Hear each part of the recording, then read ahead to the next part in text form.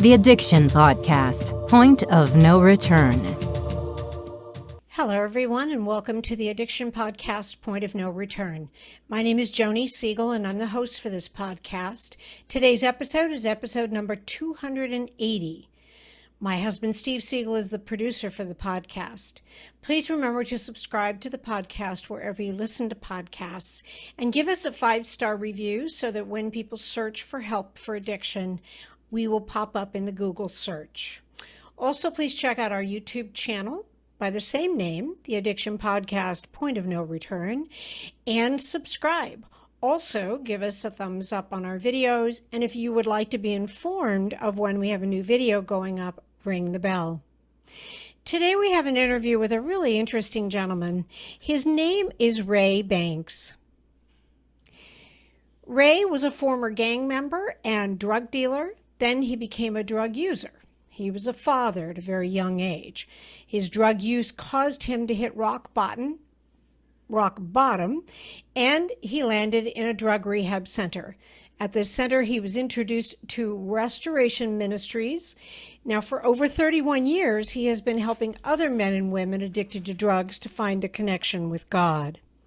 He entered Restoration Ministries when it became clear to him that God called him to be there. After graduating from Harvey House in 1989, he worked an outside job while continuing to live at Harvey House. He eventually became the director there. In 1991, Ray started a youth group for teenagers in Harvey and surrounding suburbs, and he became a youth pastor at Spirit of God Fellowship in South Holland. He was also instrumental in starting Restoration Ministries' youth outreach programs. In May of 2020, Ray suffered a stroke. When his family asked for prayers on social media, more than 1,000 replied that they were praying for him. Let's talk to this wonderful man, Mr. Ray Banks. Ray Banks, thank you for being willing to be on the podcast today and sharing your story. You're welcome. I'm happy to be on the podcast and share my story. Awesome. So, Ray, where did you grow up? And what was your childhood like? Tell us a little bit about your background. Well, I grew up on the west side of Chicago. Grew up in a housing project. And it's very tough over there. You either had to be tough or you will be beaten. So I kind of grew up being tough. I was in fourth grade, and it was really, really rough on me. I can imagine, like beat or be beaten. That's it. You beat or you will be beat. That's exactly how it is. Yeah.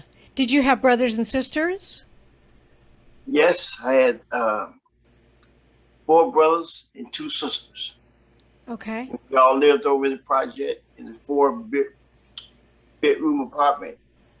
Okay. Were you the oldest or in the middle or the baby? Where did you fit into those 7 I was kids? next to the baby. Okay.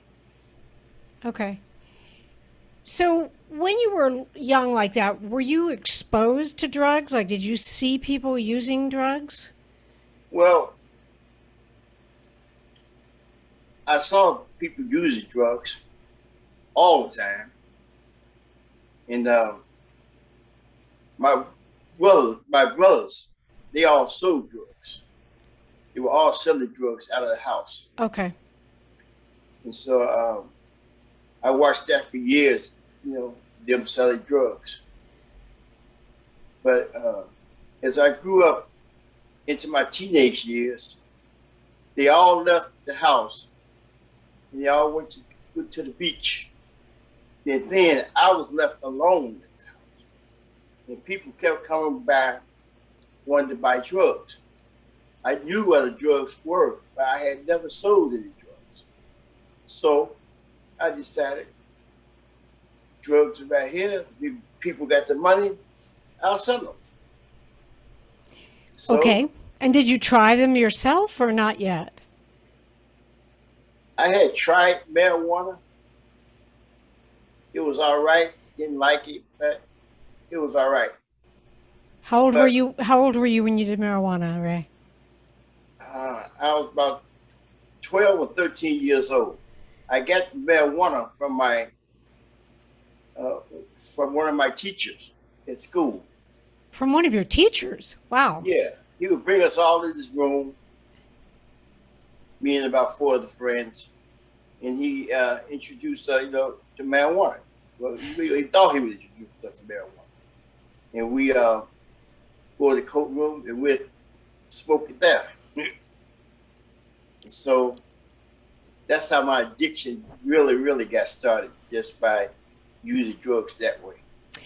Yes. And we so often get people commenting on our podcast and say, oh, marijuana isn't a gateway drug. It doesn't lead to other drugs. I sort of think you would not agree with that statement, Ray. I don't agree with that statement because I was told the very first thing from my mother that marijuana will cause you to want other things. You're going to want more and more and more. So it was a gateway drug into all other drugs.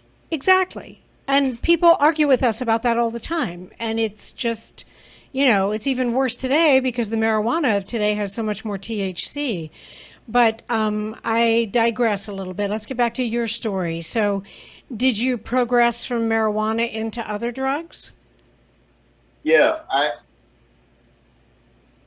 was selling marijuana all through high school till about my sophomore year. And then we started to experiment with heroin. We were snorted. And I didn't know then that I was addicted to heroin because we always had it around. We always were selling drugs. We was always exchanging drugs. I didn't know then I was addicted to it. Huh. And when you say we, Ray, you mean you and your friends who also me and my sold drugs? friends. Okay. Me and my friends who were selling drugs. And a friend of my brother-in-law's, I got attached to him. He got attached to me. And he was selling drugs. I started hanging out over his house a lot. And there I got addicted to heroin. But I didn't know that I was addicted. I just thought it was just something that we do. And that was when you were a sophomore in high school, around then? Okay. Yeah. Wow, such a young age, Ray. Yeah.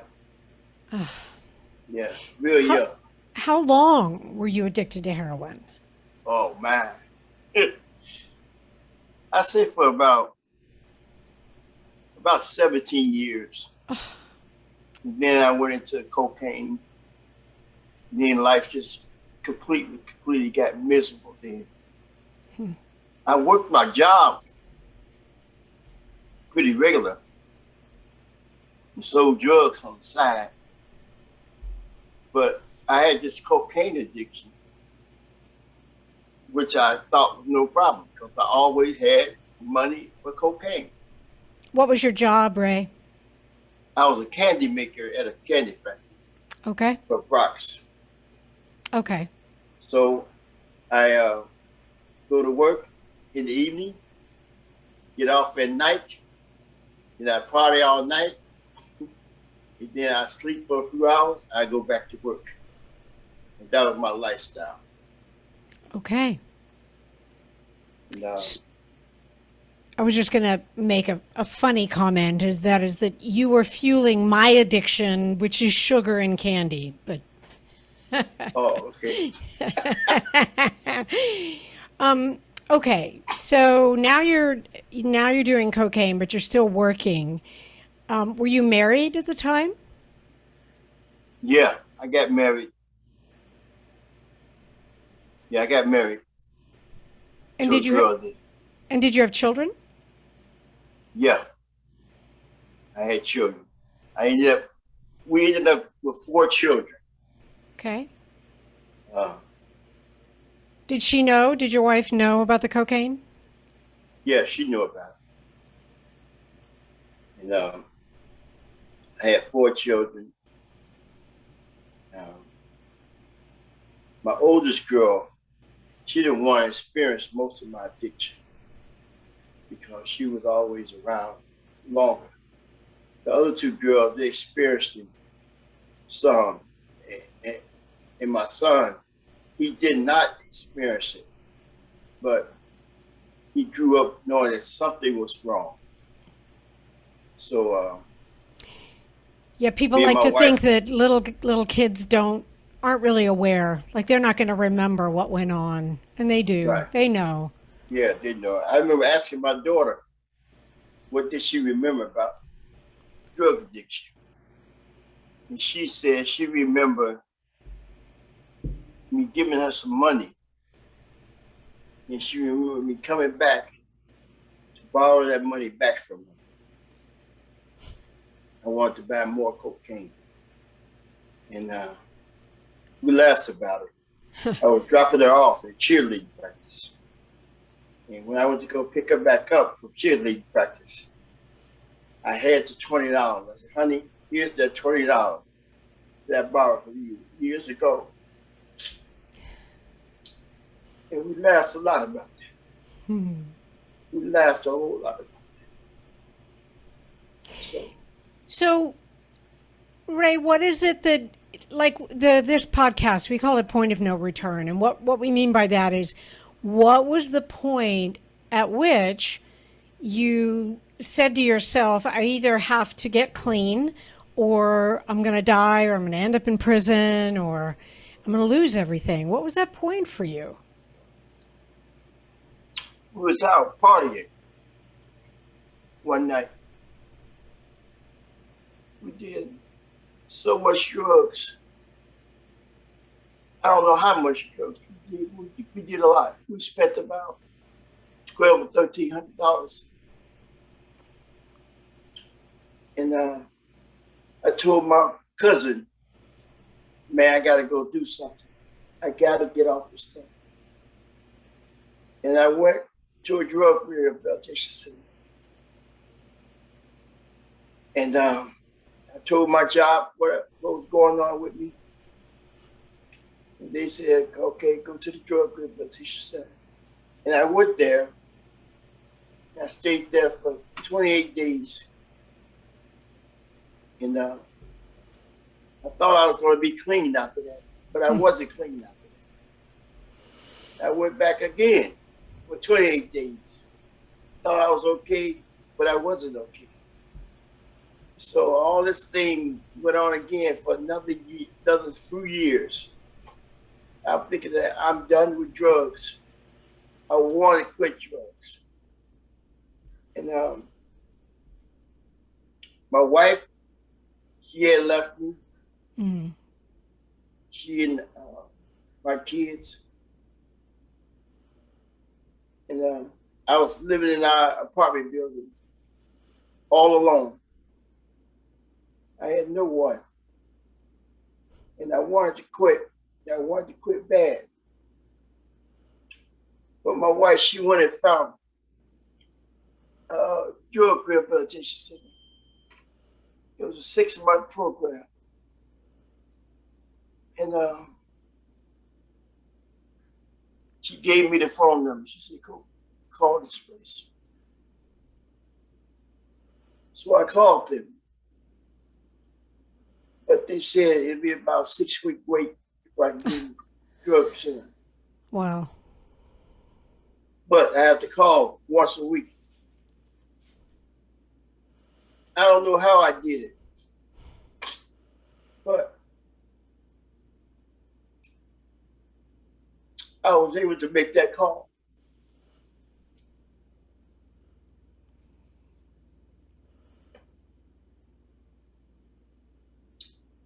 And I got into that program.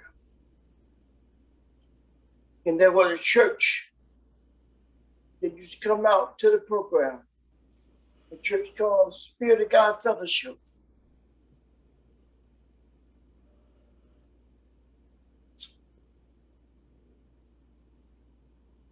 And this young lady, told me all about Jesus Christ. He told me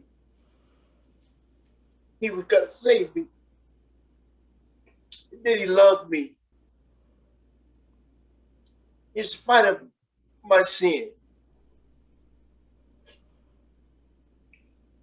And I believed her. I asked Jesus Christ into my heart. But I was so prejudiced. I went to a black church. And I said, I asked Jesus Christ here. And I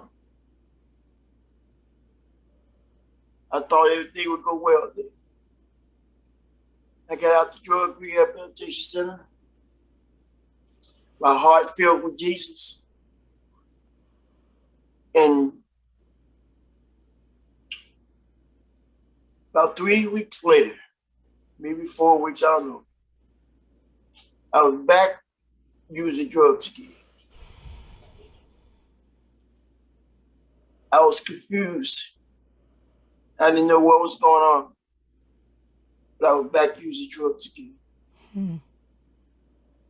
So I decided, after a long deal with drugs, drug selling, using drugs, selling drugs out of an abandoned building and all that stuff, I decided I was going to call the drug rehabilitation center again. But I wasn't going back for what the drug rehabilitation center had to offer. I was going back because of the people that I had met in the Bible study. So I went back there and I got back into the program. They told me, since I had been there already, they could get me in right away. I didn't have to wait till 6 weeks. They told me to go to the intake center and a van would come there and pick me up. The night before going to the intake center, my buddies came over and they was ready to, let's get party. I partied with them for a little while. But it was the Holy Spirit I know now said, don't go with them. And I didn't go with them. My clothes were still wet. They were being dry. I said, I got to get down to the center. So I packed them up in my bag, still wet. And I went to the intake center. Then the van picked me up. And I went back into the drug rehabilitation center. And the same lady reading the same scripture, saying the same thing she said before, but she didn't recognize me. And then I told her who I was. She said, wow, he's only been a year. But they had this place. They were opening up called Restoration Ministries. It was a drug rehab center for men like myself who needed to be trained in the ways of God. And it was a 6-month program then. I said, when I leave here, that's where I'm going. You are listening to the Addiction Podcast, Point of No Return. For more information on the podcast or to reach out if you have a story you would like to share with us, go to our Facebook page by the same name, or you can email us at theaddictionpodcast@yahoo.com, or go to our website, theaddictionpodcast.com, or call us at 727-314-7080. And please remember to subscribe to our podcast wherever you listen to podcasts and give us a 5-star review. Sometimes, the hardest thing about getting someone into recovery is getting them to agree to treatment. Bobby Newman, a a certified drug counselor with 30 years experience and an over 85% success rate as an interventionist, has created a series of 12 videos that you can use right now to learn every step to get your loved one to agree to treatment. Call 1-833-918-0008 today and say the word podcast to get a 10% discount. Or go to newmaninterventions.com and type in the word podcast for a 10% discount. This service comes with a free 1-hour consultation with Bobby. Because I knew that I needed something more. Because I had been to drug rehabilitation center, I had been seeing psychiatrists and everything. But I knew that that wasn't helping me. And I knew that I needed to know the ways of God. And so I had my counselors telling me I should do this and do that. But I said, no, I think I want to learn the ways of God. And they were really looking at me strange whenever I said, I'm going to learn the ways of God. And so I hung in through the program, got out of that program, and went straight into Restoration Ministries. Wow. And man, I went into Restoration Ministries, and I didn't like the place at all. Why not? Number one, I thought that white people were racist. But I got there and I found out that all people are racist, including me. And I didn't like the fact that I was around all the white people. And the church was about 90% white, Jew. And I said, man, I cannot do this. But God gave me a challenge. The Holy Spirit spoke to me. He said, you don't like this place. Why don't you give it 1 month? And then after 1 month, we'll make a decision. I said, okay, 1 month won't be bad. I had 6 months clean time for the drug rehabilitation center. I had 1 more month. I should be good. After that month, during that month, I got rid of my black book with all my friend numbers in it, and I threw it in the garbage. Smart man. But I did not take my garbage out. Oh, okay. It stayed in my room for about 3 weeks.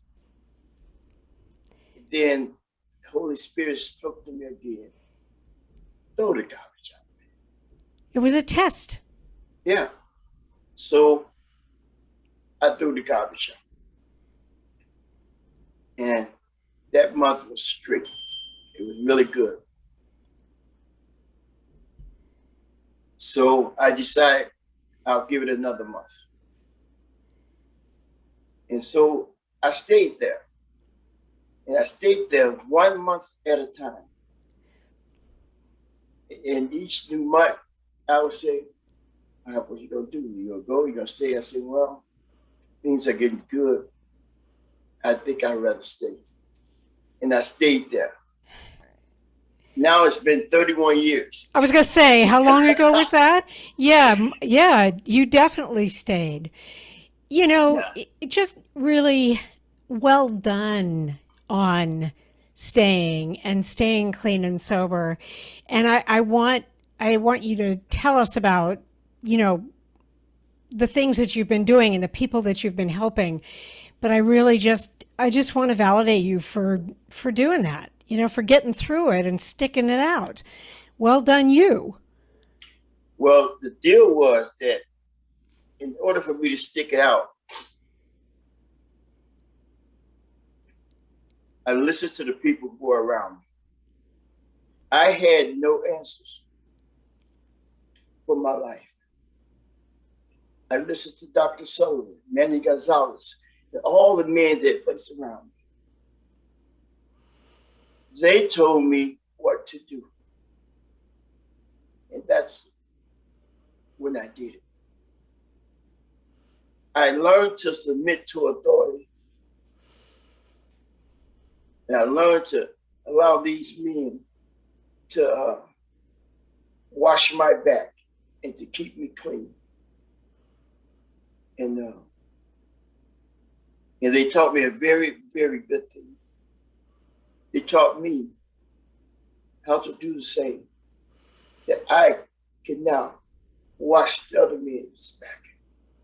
That's huge. That's huge, Ray. Yeah. And so through my connection with Jesus Christ, he connected me to men like Virgil Talbot, Manny Gonzalez, Dr. Sullivan, and all the rest of the men that were in my life. I listened to them. And then whatever I learned from them, that's what I teach others. And you're successful at it, aren't you? You're helping other men stay clean and sober. Yes. That's huge. It's huge. There's a lot of men, both black, white, Mexican, Hispanic, all of them. They are doing well now because of the ministry that I've been doing, that we've been doing, brother. Yep. That's awesome. Thank you. Just thank you for everything you're doing. I mean, you're giving back in such a big way. And I know that it has not always been easy for you. I know you had some health issues a couple years ago, but you're still there and you're still helping and you're still giving back. You know, God definitely had a purpose for you, Ray, and a purpose for you to get clean and sober. And you're fulfilling that purpose. Yeah, I had some health issues. But God has brought me back. And he's bringing me back. He's not ready to let you go yet. No. You have more work to do. Right. I remember being caught up with a stroke. And for the life of me, I did not know what was going on with me. Because when I had the stroke, strange things began to happen. One, I couldn't talk right. You hear me talk down. This is unbelievable. Two, I couldn't walk. I had no feeling on my right side. And three, I couldn't even bring my hand up. But now I can bring it up and I can touch my chin. All because of God bringing healing. And one thing I heard God say, Ray, you will speak to people again. Wow. I could say that because I had aphasia. Well, whatever came to my mind, I could say it. Right. But I got a wife.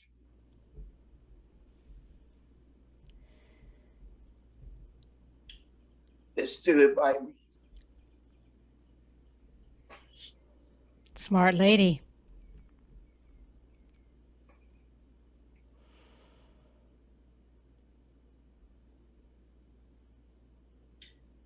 And she put her trust in God.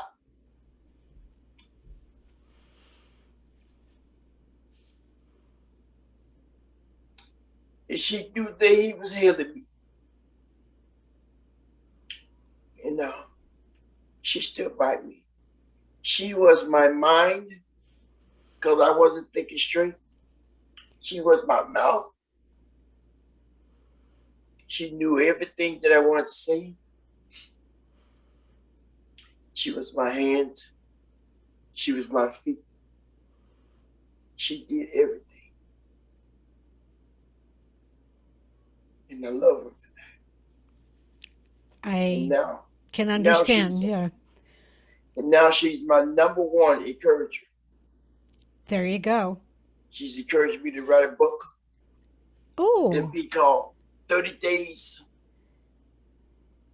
Be called 30 Days of Preparation. Something about 30 days. Okay. I will be coming out with that. That's very exciting. Is she still there in the room with you, Ray? Yes. Can she say hello? Come over here. Stop crying. Wow. What a beautiful lady. Hi. She is a beauty. She Oh, was my my hands goodness. and my feet. Yeah. You are And she's- beautiful, and you've Thank done amazing things with this wonderful man. And, you know, as you know, God was not done with him. And thanks to Yeah. you and a lot of the work that you've done, as well as God, he's back now. This is amazing. Yes. Well done to you both. I mean, really, thank you both. You know, what's your name, sweetheart? Deneen. Deneen, thank you for just being there for Ray and supporting him. And because Ray, you're making a difference in people's lives. And just thank you both. Yeah. Yeah. I get it. I'm holding it together, but I got tears in my eyes too. Because you guys, seriously, I mean, it's just such a beautiful story, and you're giving back. Thank you both. Really, thank you so much for your faith and your willingness to not give up. Yeah. And I want to give up, but then I thought about it. What would I be giving up? You know, I thought about what can I do. So I said I want to continue to fulfill my legacy with the guys in the program, and I'm going to write a book. And that's been exciting for me. Very exciting. Will you be sure? You know, we have your email because we emailed you. Will you be sure and let us know when your book is done and when it's going to be published? Because every week we send out an email when the day after the podcast goes up, and we want to promote it because I think that your story is very impactful. And I think, you know, the fact that you're here today and still helping others through their recovery, it's amazing. Yeah, it is. You know, I see more and more guys sharing their testimony, leading worship, mentoring other men, being a co-pastor to other churches. I mean, I sometimes forget that I've been with these guys, but now, you know, I hear them talking about things I said that I don't even remember I said them. But that little thing helped turn their life around. And what's happening to these men is the same thing that happened to me. But all those other men were mentoring me in my life. You know, when you help one man, Ray, it's a ripple effect. And that one man who is able to find their faith, get clean, get sober, and stay that way, they then affect others. It's a ripple in a pond, Ray. And you've put all of these pebbles there, and you've started all of these different ripples. And we need about 1 million more of you and 1 million more of you, Denise, lovely wives who help their husbands go through something like this. So Really, thank you both so much for talking to us today. You're amazing. You're helping in a situation that needs just so much help today. Thank you for having us. Thank you for the Addiction Podcast. Thank you. Absolutely. I hope you enjoyed the interview today. Quite the success story.